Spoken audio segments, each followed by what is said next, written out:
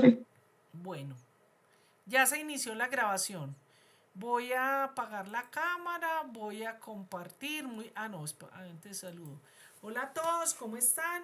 Vamos entonces a hacer la clase hoy sobre el diagnóstico de errores innatos del metabolismo. Quiero aprovechar para agradecerles su interés en esta conmemoración del Día Mundial de las Enfermedades Raras. Como ustedes vieron, pues tuve muchas actividades extramurales.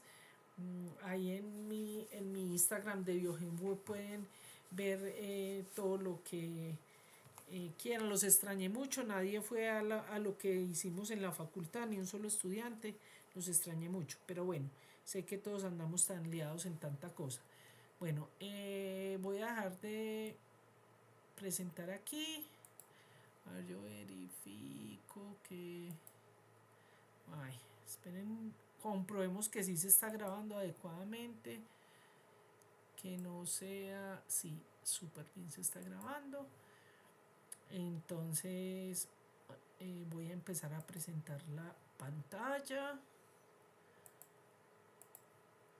Por favor me dicen, porque como les digo está intermitente, entonces apenas me dejen de oír, por favor me lo dicen para yo repetir lo que falte.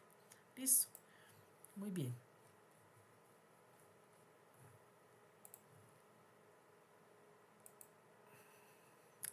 Bueno, entonces hoy vamos a ver el diagnóstico de errores innatos del metabolismo. Como habíamos mencionado en la clase de introducción donde se hicieron generalidades de los errores innatos del metabolismo, eh, estas enfermedades están dentro de las enfermedades huérfanas. Entonces, pues lógicamente, eh, estas enfermedades son de difícil diagnóstico, son de tecnologías que son de difícil acceso y que son costosos. Sin embargo, vamos a ver durante esta clase que este es de todos los grupos de enfermedades que hay dentro de las enfermedades huérfanas, el que más está desarrollado. De hecho, lo que primero se habló antes de hablar de enfermedades huérfanas o enfermedades raras fueron de los errores innatos del metabolismo desde principios del siglo pasado, que se empezaron a hacer algunas investigaciones. Y entonces se desarrollaron técnicas que hasta el momento no han podido ser superadas, como vamos a ver. Entonces, ya sabemos que los errores innatos del metabolismo se pueden dar en cualquier momento de la vida.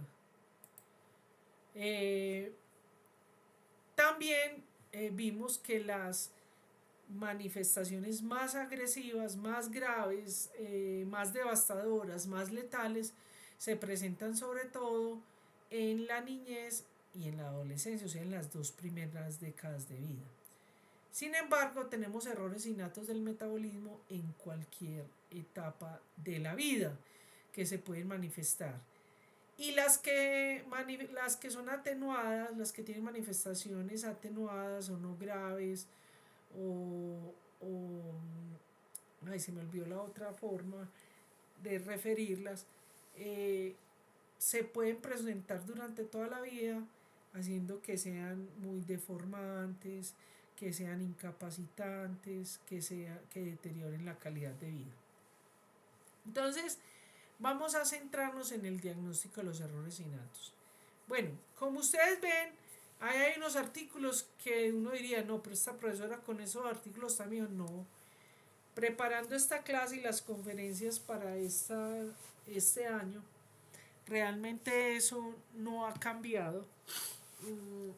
Hay algunas cositas nuevas que les traigo, pero realmente sigue siendo para el diagnóstico fundamental un programa de tamizaje o de cribado neonatal, es decir, un programa que incluya todo esto que vemos acá. A ver, los errores innatos del metabolismo son de las enfermedades, lógicamente porque es del metabolismo, de las enfermedades huérfanas son las más discapacitantes, las más letales, por eso son tan importantes dentro del tamizaje neonatal. Entonces, el diagnóstico, y esto no se les olvide, ni ustedes que van a ser los futuros médicos, que van a a luchar por la medicina, por los pacientes, por los cuidadores, por las políticas de salud pública que necesita la medicina. Y es que esto no se puede hacer, y que ahorita discutimos eso, no se puede hacer un diagnóstico por fuera de un programa para enfermedades de este tipo, sea enfermedades huérfanas o sea errores innatos del metabolismo. Entonces, el diagnóstico de errores innatos del metabolismo y cómo está en el mundo, en la mayoría de lugares donde están casi el tamizaje neonatal orientado hacia los errores innatos del metabolismo, entonces ese diagnóstico tiene que tener como diferentes aspectos. Está el aspecto del cribado o screening o tamizaje neonatal. Están los criterios para desarrollar el tamizaje neonatal en un país, porque esto no es una cuestión personalizada. Está la clasificación clínica de los errores innatos del metabolismo, las pruebas paraclínicas que pueden ser una herramienta y las especializadas que son las que finalmente van a dar el diagnóstico. Entonces vamos a empezar a mirar lo que es el programa de tamizaje neonatal. Yo disiento mucho, lastimosamente, de todos los super expertos de este país, porque todavía estamos muy lejos de eso, y es que un programa de cribado, de tamizaje neonatal, se necesita hacer no solamente pruebas o tamizaje neonatal, no, se necesita todo un programa porque eso tiene que hacerse mancomunadamente, es decir, entre todos tienen que ser las políticas de salud. Ahorita vamos a ver por qué. Tiene que haber una educación, una sensibilización por el personal de salud. ¿Por qué? Porque los tamizajes neonatales se hacen en el momento del nacimiento y los niños nacen en todas partes del mundo. Entonces tiene que ser desde los que van a un centro de salud que tiene todas las disposiciones hasta las parteras, por ejemplo. Pero además de eso se necesita una sensibilización del personal de salud, porque para que ese cribado o ese tamizaje neonatal sea sensibilizado, tiene que tener toda una cadena de frío, de custodia, de manejo de la muestra para que pueda ser exitoso. Tienen que haber laboratorios especializados para esto, que es una de las limitantes que tenemos actualmente en Colombia, porque por la legislación, por la política, cómo se desarrolló, son centros de referencia para el tamizaje neonatal. Ha sido tan difícil eso, que a pesar de que, como vamos a ver, la resolución 1980 que se dio en el 2019 para el tamizaje ampliado y el tamizaje y los centros de referencia, hasta el momento no existe ningún centro de referencia, uno para estas enfermedades, para todas las enfermedades huérfanas, diagnóstico, tratamiento y mantenimiento de la enfermedad. Solo existen para farmacia, 3 en Colombia, y 2 para el tamizaje neonatal. No existe ni uno solo, no existe ningún lugar donde se esté haciendo. Recordemos que el que se está haciendo es para TSH, o sea, el hipotiroidismo congénito. Bueno, y esas pruebas no solamente son especializadas, sino que requieren toda una infraestructura, una tecnología que todavía nos falta.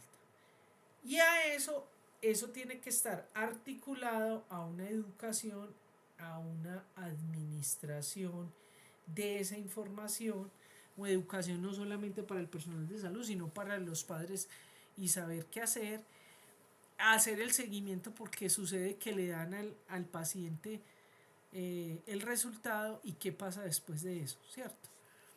Entonces eso debe tener seguimiento, gestión y evaluación. En estos momentos voy a parar la presentación porque voy a prender mi cámara para mostrarles, un momento por favor, quiero mostrarles, bueno, les comparto que yo tuve la oportunidad de hacer eh, un seguimiento. Esperen que tengo que poner aquí,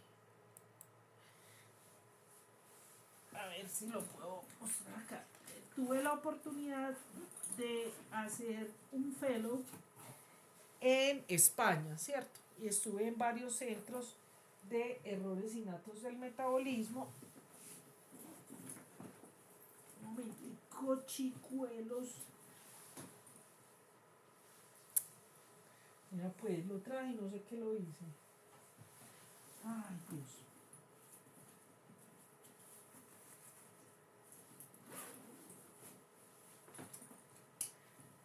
Bueno, hoy tengo toda mi vida desorganizada porque no, lo que les traje no lo encuentro. Pero era para mostrarles simplemente cómo lo hacen en Santiago de Compostela, ¿cierto? En Santiago de Compostela lo que hacen es que crearon un kit, ¿cierto? Para el tamizaje neonatal. De tal manera que los papás en el momento del nacimiento, así estuvieran lejos, pueden entonces ellos mismos hacer el tamizaje neonatal, les indica cómo hacer la toma, trae su agujeta, trae todas las indicaciones. Eso era lo que quería mostrarlos, pero no me funcionó, no sé qué lo hice aquí. Y entonces pues eso hace que haya mayor adherencia, que haya mayor posibilidad de, de tener eh, detectado a nuestros pacientes. Porque muchas de estas enfermedades son letales y los niños se mueren sin siquiera un diagnóstico. Bien, entonces, cuando estamos hablando de ese tamizaje, de ese programa de tamizaje neonatal, tenemos que hablar de la recolección de las muestras. Porque eso lo pregunto en el examen. Entonces, recuerden que el tamizaje neonatal es una serie de pruebas que se hacen desde pruebas de baja complejidad y que pueden indicar, guiar o permitir sospechar una enfermedad hasta las que pueden hacer el diagnóstico. Desafortunadamente aquí en Colombia han deshecho esa primera parte, ¿cierto? Y ya está única y exclusivamente dirigida hacia diagnósticos que son muy sofisticados, porque aquí en Colombia se han adherido a algunos de los países que, por ejemplo, no consideran incluir las pruebas de tubos, que ya vamos a ver. Bueno, pero independiente de eso, la recolección de la muestra hay que hacerla en el primer día de nacimiento, o sea, en el momento de nacimiento. Actualmente el tamizaje que nosotros tenemos, que es el TSH, para el hipotiroidismo congénito, se hace del cordón umbilical.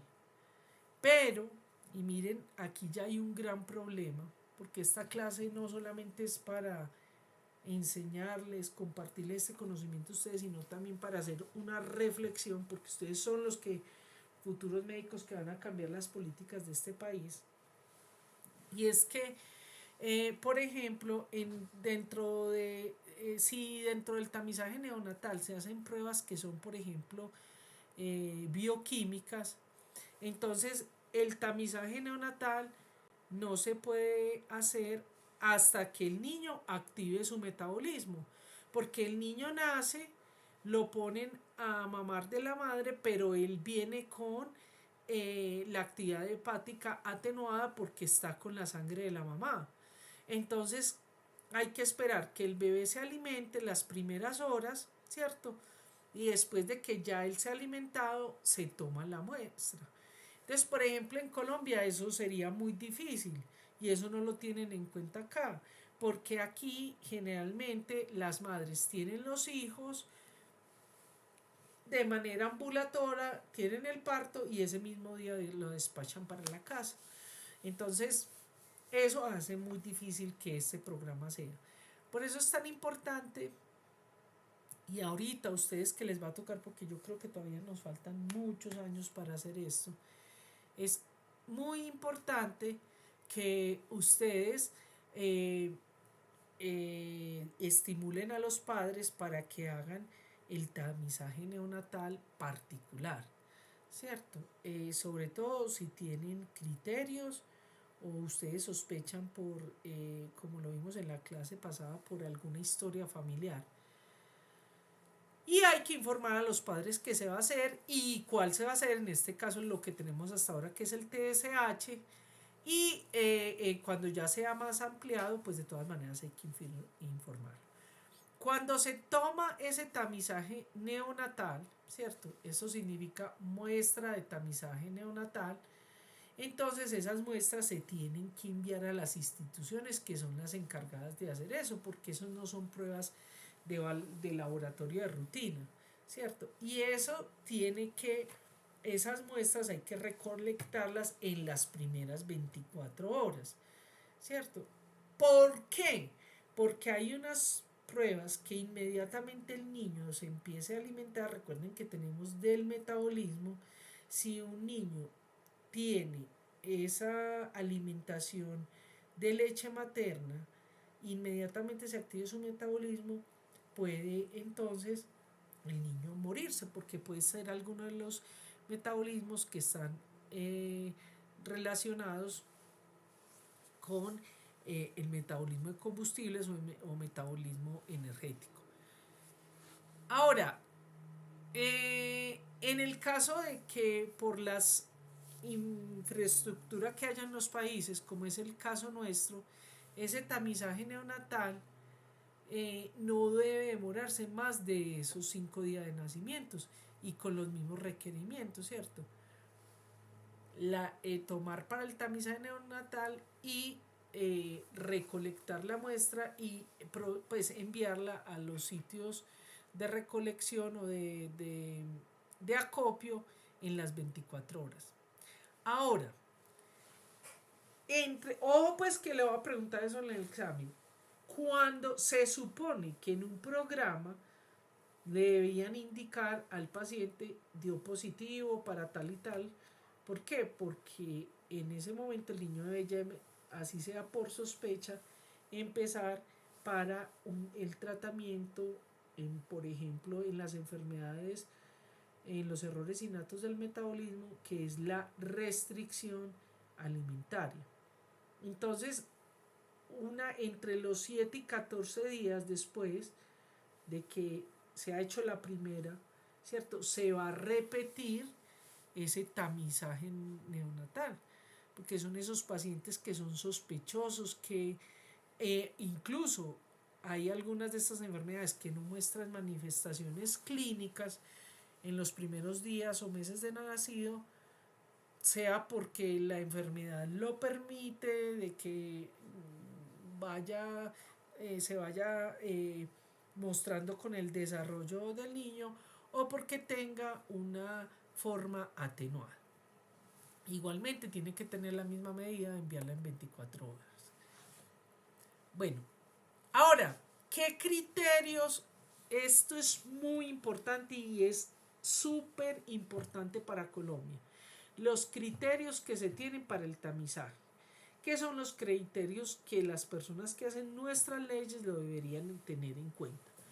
Entonces, ¿por qué es tan importante para usted, estudiante mío de este curso, que usted sepa estos criterios? Porque como nosotros no tenemos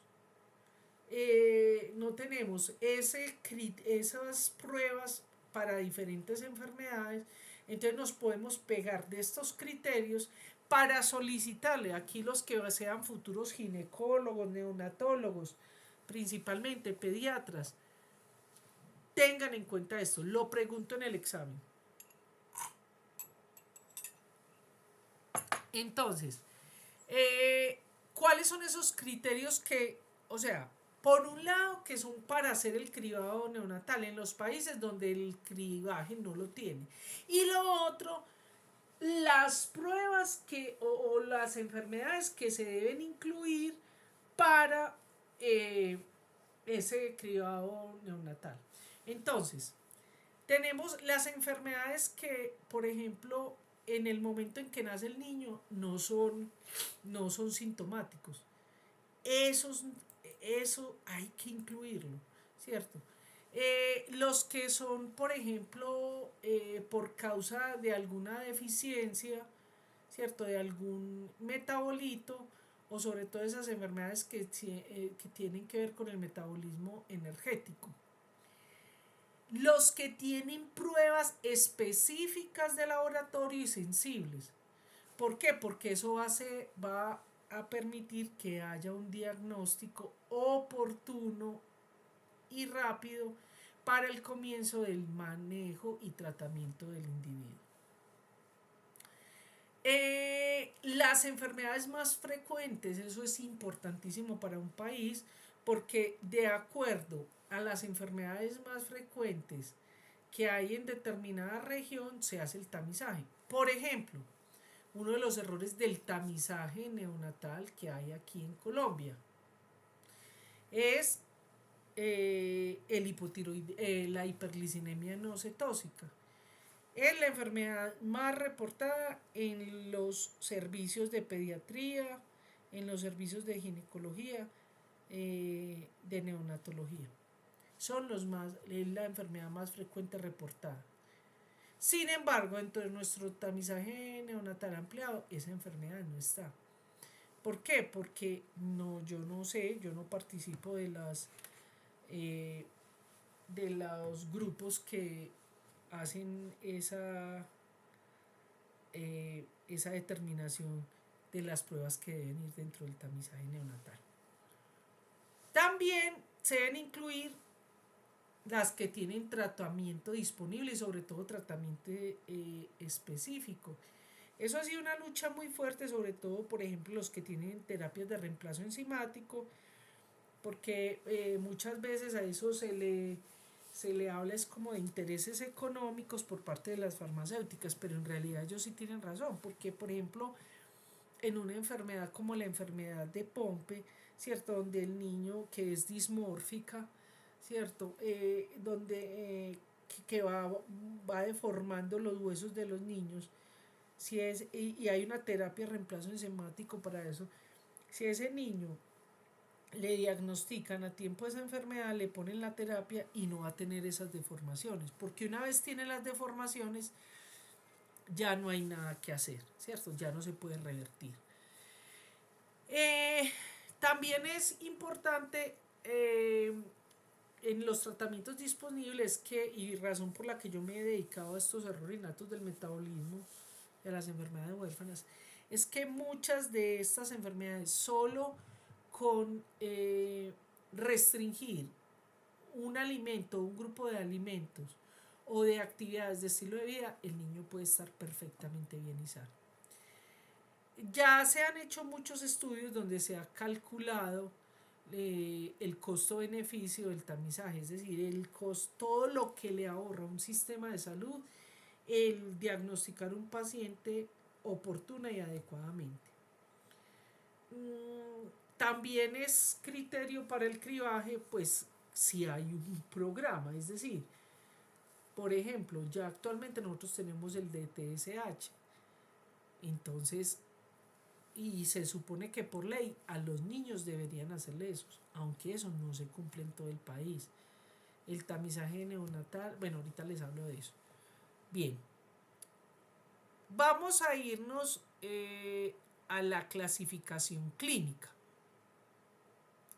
Entonces, dentro de la clasificación clínica, recordemos entonces que los errores innatos del metabolismo son aquellas enfermedades que afectan algo del metabolismo y que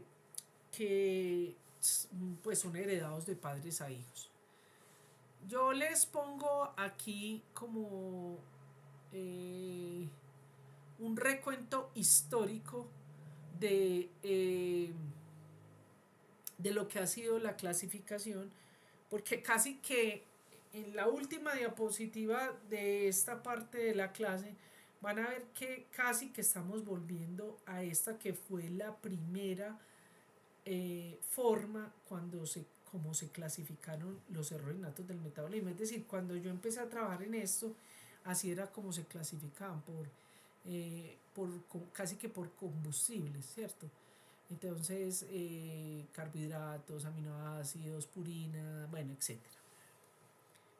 Este es el libro que les recomiendo, es de donde en la gran mayoría de clases las preparo de Scriber, de este y otro que les voy a mostrar más adelante.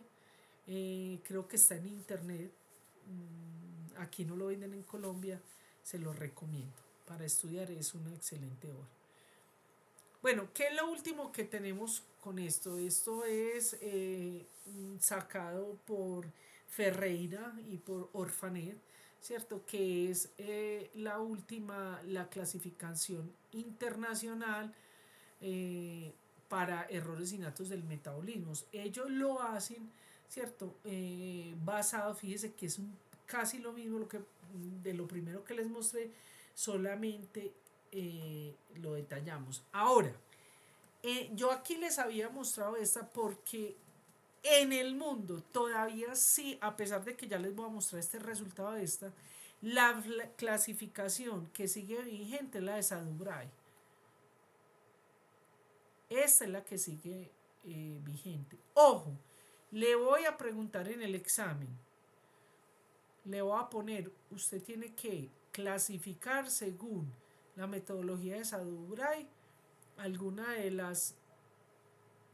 los enfermedades que usted encuentre en Scriber, en un bid.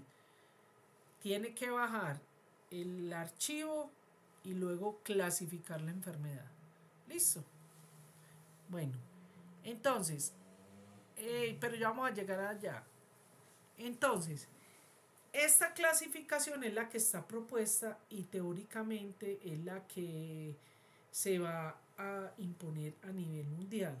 Todavía no lo estamos haciendo. Resulta que en el estudio que hizo Ferreira y Orphanet encontraron que en estos momentos hay aproximadamente 1450 errores innatos del metabolismo. Entonces lo que hicieron fue que lo dividieron en 24 categorías y 124 grupos. Y esta es la clasificación de Sadubray. Pues vuelvo y le repito, voy a preguntar eso. Esta es la última que han sacado en la literatura y la que es propuesta por Orphanet, que es la base más importante, pero la que está siendo vigente y se hace en el mundo es esta, donde se hace categoría 1, lo que involucra sistemas funcionales, 2, afección de vías metabólicas. Esto es para una clasificación clínica, que es la primera clasificación en la que usted se ve enfrentado con su paciente, ¿cierto? Bueno, entonces dentro de la categoría 2 están entonces el grupo 1, que son los defectos o síntesis y catabolismo de moléculas complejas, o sea que la del glucógeno, que la de los mucopolisacáridos, bueno, etc. Las que tienen que ver con el de metabolitos intermediarios, que es todo el resto, el metabolismo de carbohidratos, de lípidos, de proteínas, etc. Y el grupo 3 es el que es por deficiencia en la producción o utilización de energía, que son pues los que tienen que ver con la cadena respiratoria, el ciclo de Krebs, bueno, etc. Sadubray también propuso esta clasificación, ¿cierto? Que de hecho en Colombia es la que utilizan. Ojo pues que le voy a preguntar de la Sadubray, esta, la clasificación clínica para los errores innatos. No la simplificada, que es la que hacen aquí en Colombia. Bueno, entonces, en la clasificación simplificada, entonces es el grupo 1, 2 y 3. En el 1 son los de molécula pequeña, 2 los de molécula compleja y 3 los que involucran el metabolismo energético. Muy bien. Esa clasificación usted la tiene que hacer cuando va a tomar las decisiones terapéuticas, de diagnóstico, de manejo y terapéuticas, ¿cierto? Pero vamos a empezar a ver qué manifestaciones clínicas, qué síntomas, cómo pueden ayudar a clasificar los errores innatos del metabolismo. ¿Por qué? Porque tenemos algunas manifestaciones que se dan en el periodo neonatal, que es el periodo más severo, más grave, más letal. Tenemos las atenuadas, que pueden ser o de un inicio más tardío o más crónico durante toda la vida, ¿cierto? Tenemos los crónicos y progresivos, que se pueden presentar desde el momento en que nace hasta que se mueren, pero que están durante toda la vida, y que a medida que va pasando se van volviendo, son progresivos y van afectando cada vez más órganos, más tejidos, más funciones. Y hay unos que son los específicos y permanentes, ¿cierto? Que producen dismorfismos o que producen alguna falla, ¿cierto? Que es como los que se dan sobre todo en los errores innatos del metabolismo. Ahora, tenemos aquí entonces estas manifestaciones clínicas, ¿cierto? Que son señales que usted puede tener en un error innato del metabolismo, ¿cierto? Cuando usted ve que el bebé o el neonato está aletargado, no succiona, si se alimenta tiene vómito, diarrea, está ictérico, si la orina, el sudor o la materia fecal le huelen mal, si tienen algún tipo de color, si puede tener convulsiones mioclónicas, si tiene convulsiones, si tienen algún dismorfismo, puede ser en las facies o en alguna parte del cuerpo, por falta de algún miembro, o dismorfismo, deditos pegados, bueno, mil cosas. Pero además de eso, si durante esos primeros días, meses, o esos primeros años de la primera infancia, que es hasta los 5 años, tienen infecciones recurrentes, pueden ser renales o pulmonares, tienen peso y talla bajo, tienen retraso en el desarrollo cognitivo, pueden presentar hepatomegalia, esplenomegalia o deficiencia respiratoria, apneas o problemas oculares. Todas esas son claves que cuando se desarrollan de manera crónica, progresiva, frecuente, hay que sospechar de un error innato del metabolismo.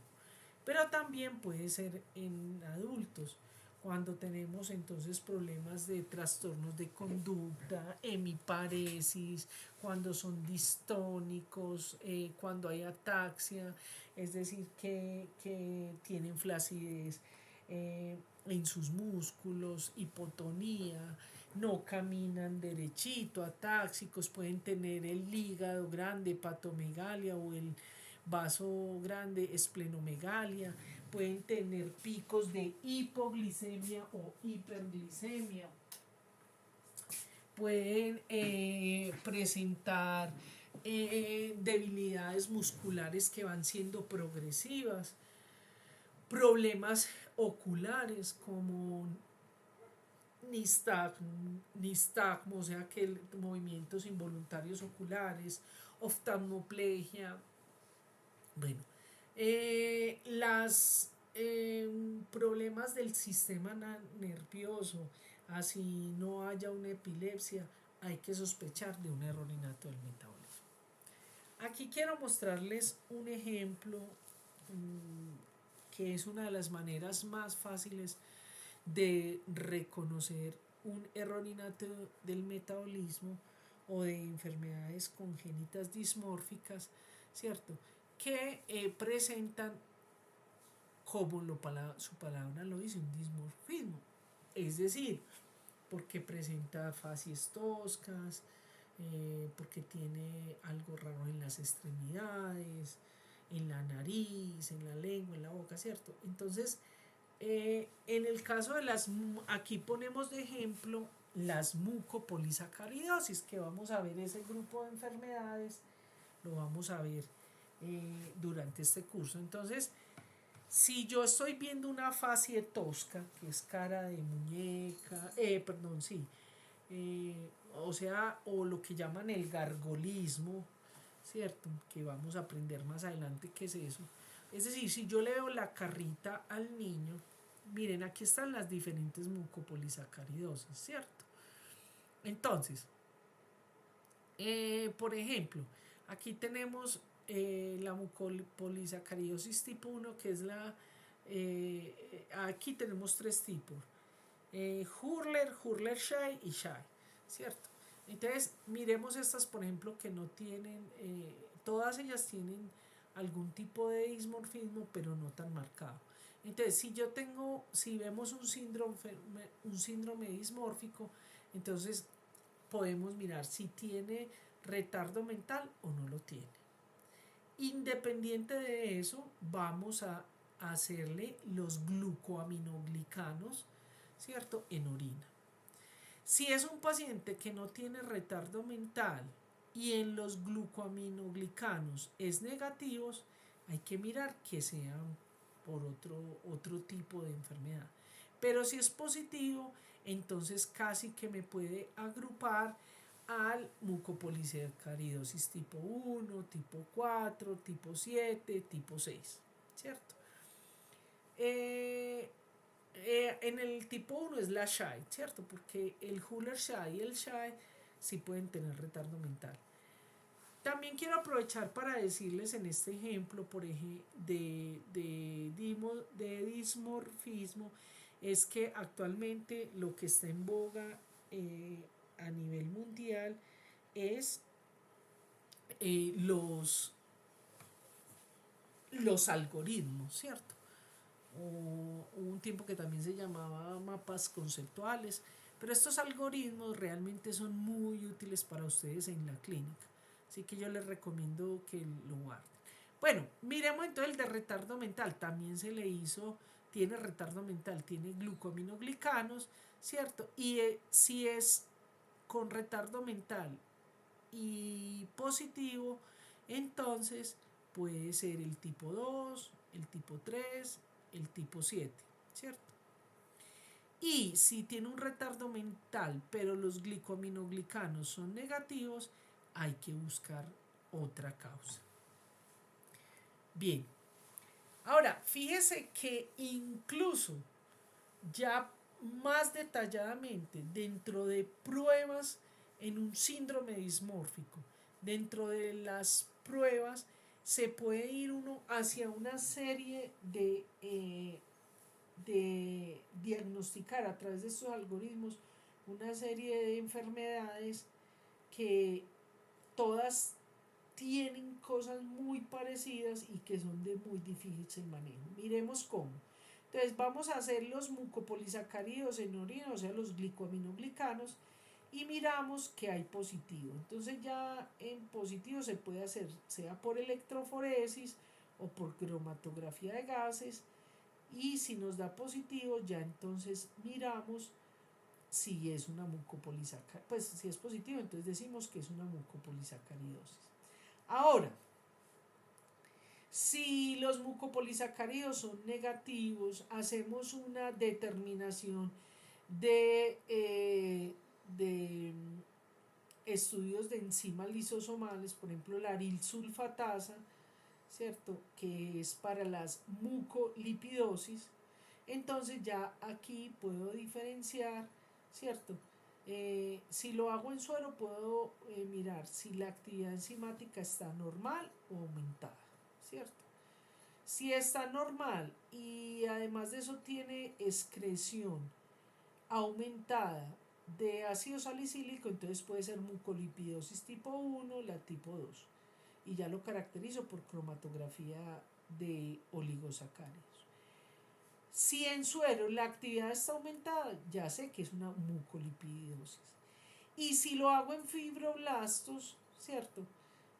También puedo determinar si la actividad, generalmente se hacen las dos, aquí en Colombia, la actividad es normal o ligeramente disminuida, entonces puedo pensar en mucolipidosis. Pero también tenemos otra posibilidad de mirarlo y es a través de imaginología. Aquí tenemos, por ejemplo, para los que se vayan a convertir en radiólogos, ¿cierto? Una manera de ver el diagnóstico de enfermedades neurodegenerativas que tienen un compromiso del sistema nervioso central y periférico, ¿cierto? Entonces el algoritmo básicamente se hace una resonancia magnética del sistema nervioso central y entonces miramos, incluso hay unos algoritmos para rayos X, pero vemos si hay compromiso de sustancia gris o blanca. Si hay sustancia gris, pero además compromete visceromegalia, es decir, el hígado, el páncreas, los riñones, entonces sí, entonces podemos sospechar que sea un Farber o Niemann Pick, eso lo vamos a ver luego. Si vemos que no, entonces acuérdate que estamos viendo sobre afecciones que afectan el sistema nervioso. Todas estas que estamos viendo aquí son mucolipidosis o lipidosis. Entonces, si no tiene visceromegalia, entonces puedo pensar en un taisaje, en un Sandoff, en una gangliosidosis, en una lipofuscinosis. Ahora, si está comprometida la sustancia blanca, entonces hay que mirar si tiene microcefalia o no la tiene. Si la tiene, puede ser un CRAFE, una leucodistrofia metacromática, un REPS. Si no la tiene, puede ser un CANAF, puede ser un Merzbacher, una adrenoleucodistrofia o una Alexander. Entonces, mire, y solo con imaginología. Lo que quiero mostrarles con esto es que existen muchas herramientas para poder diagnosticar un paciente. Este tipo de gráficas se las pongo en casos clínicos en el examen. Bueno, pero además tenemos que también pueden haber metabolitos paraclínicos que le pueden a usted ayudar junto con las manifestaciones clínicas a pensar en un error innato del metabolismo, pero además que le puede ayudar a dilucidar qué sucede. Entonces, miremos aquí, tenemos por ejemplo el bicarbonato bajo, entonces aquí el anion gap o la brecha aniónica, ¿cierto? Nos puede llevar hacia dos grupos grandes. Entonces, si yo tengo el anion gap menos de 14, ¿cierto? Entonces pueden ser, fíjese, por enfermedades que realmente algunas pueden llegar a ser frecuentes, como enfermedades del intestino, una diarrea crónica, o como por ejemplo por cosas externas por el ácido clorhídrico, o pueden ser enfermedades como una tubulosis, una acidosis tubular renal, ¿cierto? Que puede ser por muchas, puede ser simplemente por un problema de una tubulosis, una acidosis tubular renal, o porque tenga un Fanconi, ¿cierto? Como un Fanconi Bickel.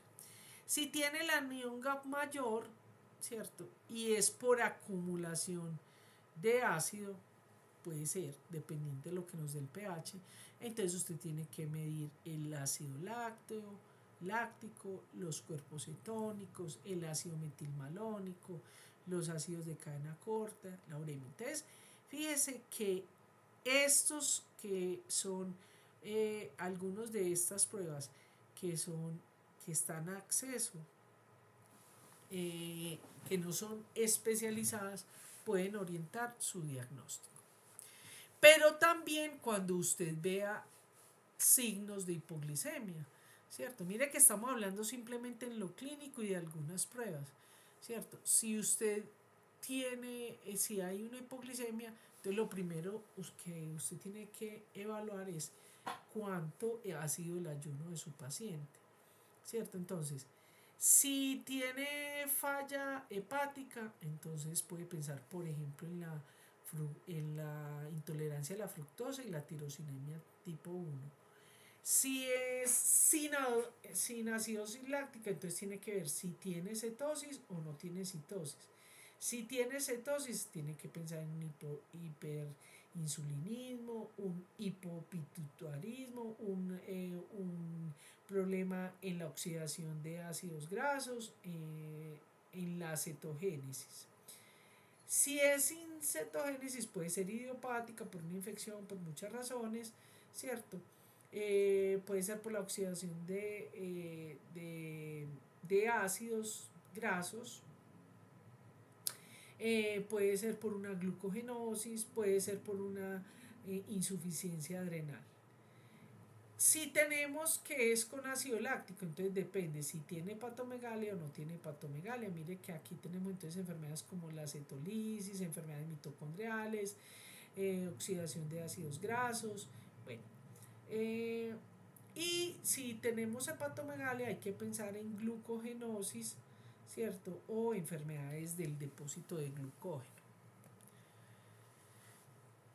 Igual para el pH, ¿cierto? ¿Y por qué hago énfasis en esto? Porque nosotros, incluso en estas mismas escuelas de medicina, enseñamos que estas enfermedades son supremamente complicadas, difíciles de diagnosticar. Pero yo aquí les quiero mostrar cómo con unos paraclínicos, medir un pH, un bicarbonato, unos electrolitos, una glicemia, entonces ustedes van a poder guiar su diagnóstico. Generalmente ustedes ven algún tipo de manifestaciones, muchas de ellas relacionadas con el sistema nervioso, y entonces empiezan a medir, ¿cierto? Mandan a medir la glicemia, mandan a medir el pH, los electrolitos, y ahí entonces empiezan a jugar con estos algoritmos. Bueno, aquí les dejo otros ejemplos para que ustedes los miren. También podemos tener algunas manifestaciones, incluso desde el momento en que nacen, donde usted puede ver ciertos signos, como por ejemplo lo que se llama la mancha o punto rojo cereza, o retinitis pigmentosa, o atrofia óptica, ¿cierto? Entonces, un signo ocular puede ayudar muchas veces a guiar el diagnóstico. Lo mismo las oftalmoplegia, las tosis, el movimiento involuntario de ojos, los estrabismos, también están asociados a muchas de estas enfermedades. Bueno, vámonos ahora, eso es desde lo clínico, y lo clínico es muy importante porque muchos de ustedes van a estar en instituciones donde no tengan acceso a todos estos paraclínicos, ¿cierto? Pero miremos que también las pruebas paraclínicas pueden ser una herramienta muy útil. Entonces, esas pruebas paraclínicas entonces son, por ejemplo, un simple hemograma, orina, materia fecal, glicemia. Pues aquí lo pongo porque es lo que hacen los países desarrollados, pero aquí el amonio sigue siendo un problema por varias razones, porque no hay quien lo haga y porque no lo saben tomar. La medición de cetonas, de sustancias reductoras, el ácido láctico, los gases venosos y plasmáticos, y los recomiendo a ustedes para quienes vayan luego a ser gerentes de hospitales. En las conferencias de esta semana los recomendé mucho, porque ahora hay unas tecnologías que es como un dataphone por nanotecnología, que son los que aquí lo utilizan en Colombia, sobre todo en cuidados intensivos o especiales, ¿cierto? Que le miden por una punción, le miden los electrolitos, los gases venosos y en 5 minutos tienen todos los resultados. Eso se llama diagnóstico laboratorio, los plot en la cama. Eso se está utilizando mucho en el país. Para nosotros, por las dificultades tecnológicas, económicas, todo que tenemos, sería una excelente alternativa. Cuando alguno de ustedes sea jefe de laboratorio o de IPS o de algún hospital, llámeme, yo le hago el contacto con los laboratorios que suministran eso. Bueno, vamos entonces ahora a eso, esto que acabamos de ver, casi que es en el momento en que su niño tiene unas manifestaciones clínicas y usted rápidamente hace unas pruebas. Pero también tienen que haber algunas claves que le sugieran a usted que vio en las manifestaciones clínicas o en la clasificación clínica, que le pueden sugerir a usted que ese pequeño puede tener un error innato del metabolismo, y es cuando tienen historia familiar positiva, es decir, que alguno de los familiares tiene la enfermedad o tiene algún dismorfismo o alguna enfermedad crónica o alguna manifestación narrada por los padres. Usted también lo puede preguntar. La consanguinidad, sobre todo cuando se casan entre miembros de la misma familia. Pero ojo, esto es lo que dice el artículo ahí, pero ojo, yo le completo lo que ha sido basado en mis trabajos y en mis investigaciones en los últimos años. No solamente la consanguinidad, sino la endogamia. Es decir, que son que las personas se tienen descendientes con personas que son de territorio cercano o de una región cerrada, y cerrada en el sentido de que geográficamente, por geografía, por cultura, por religión, ¿cierto? Se mezclan entre los mismos de esa comunidad. Entonces eso va a hacer que estas variantes genéticas se exacerben. Tenemos entonces el desarrollo del percentil, sea en talla o en peso, y cuando hay una muerte inexplicable de algún familiar.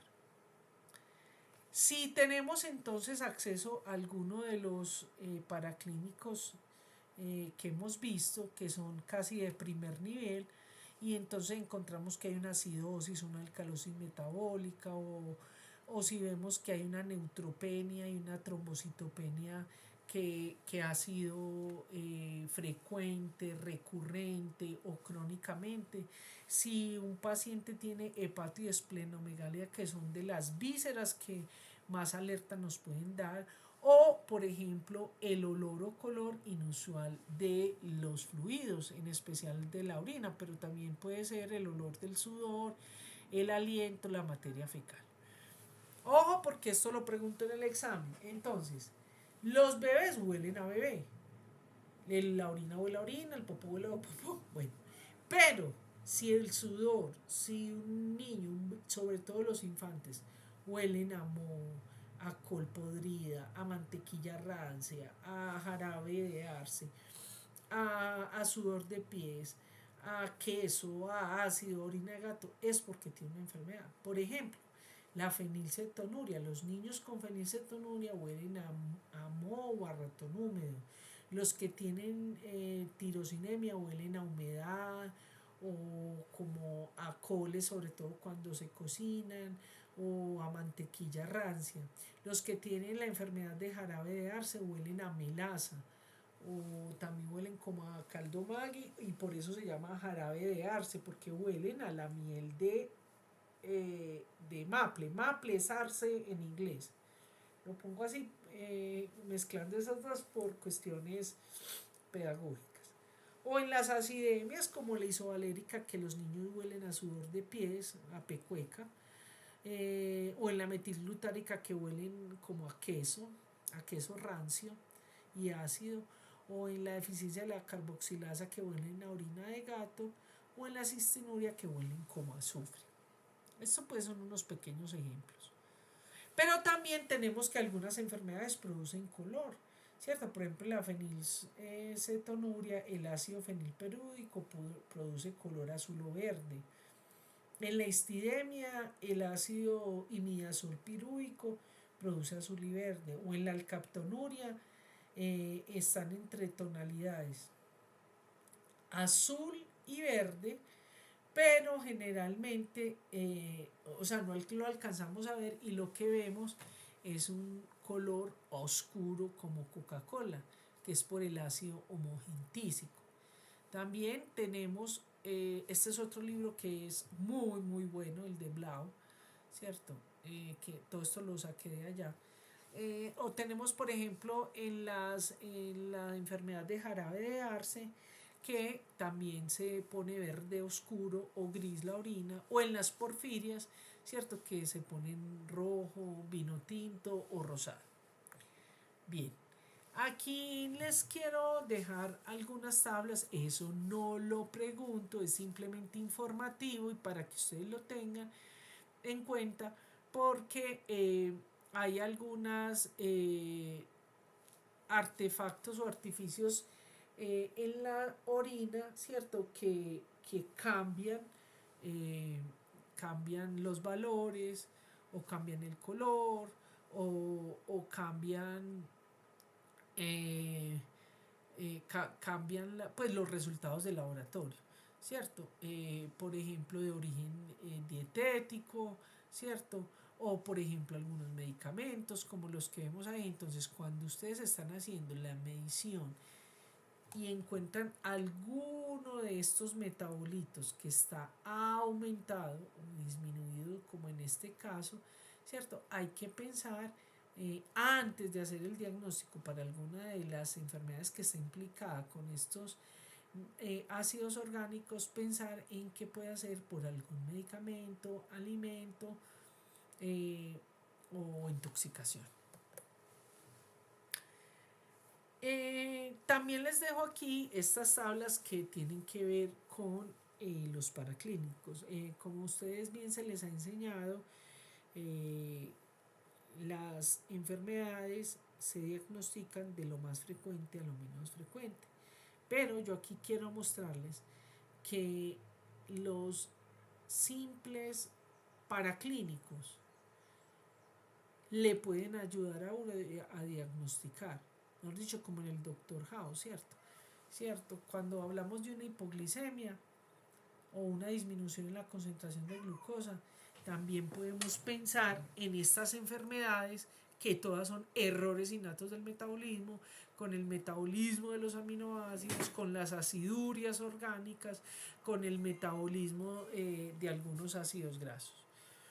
Lo mismo el amonio. El amonio es un metabolito muy importante, tiene el problema es de la toma de muestra, que eso lo vamos a hablar cuando veamos las enfermedades implicadas con esto, ¿cierto? Pero que también le pueden sugerir a ustedes enfermedades que tienen que ver desde las acidurias orgánicas, enfermedades con, con el ciclo de la urea, o con problemas de los lípidos, o con enfermedades mitocondriales. Los gases, igualmente, no voy a repetir lo mismo para los gases arteriales, para otros metabolitos que mire que son elementales, son baratos, son económicos, están en el post. Entonces, como la urea, el aumento, la disminución del ácido úrico, ¿cierto?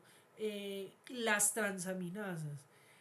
Incluso yo aquí le añadiría que es muy útil incluir no solo la GPT y GOT, sino también la GTT, que es la glutamato transaminasa. Porque cuando ellas están aumentadas, hay un gran sinnúmero de enfermedades que nos pueden ayudar a encontrarlas.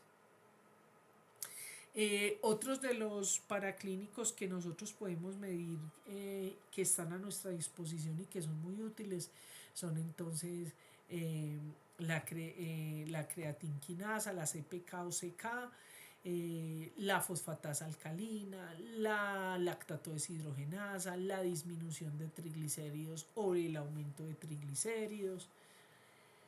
Bien,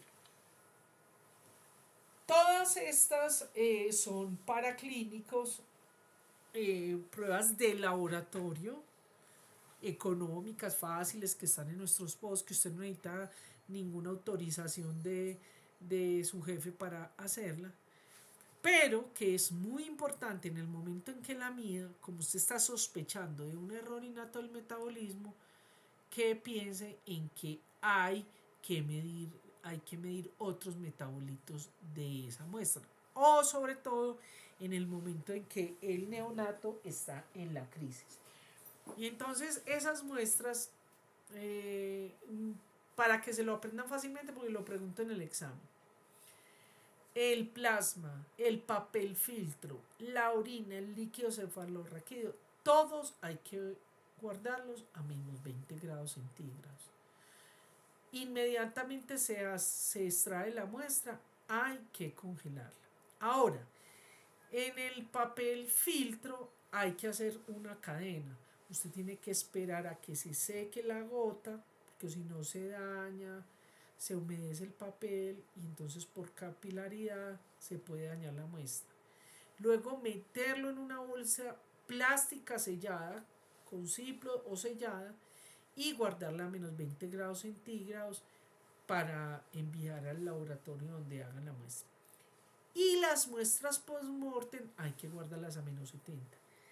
Cualquiera que sea post-mortem, sea de plasma, de orina, de papel filtro, de líquido cefalorraquídeo, cualesquiera que sea, hay que guardarla a menos 70. O tejidos, o biopsias, o órganos. Yo siempre, es algo que nunca lo he logrado, me declaro totalmente fracasada. Con los pacientes, cuando les fallecen sus hijitos, siempre les trato de adherirlos, sobre todo cuando no saben la causa, que por favor exijan una evaluación post-mortem.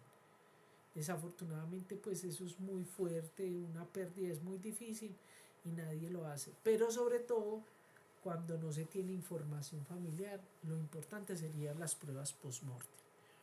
Bien, vamos entonces a pasar a las pruebas especializadas. Como ya llevamos una hora pasadita, les recomiendo hacemos un break de 10 minuticos y volvemos. ¿Les parece?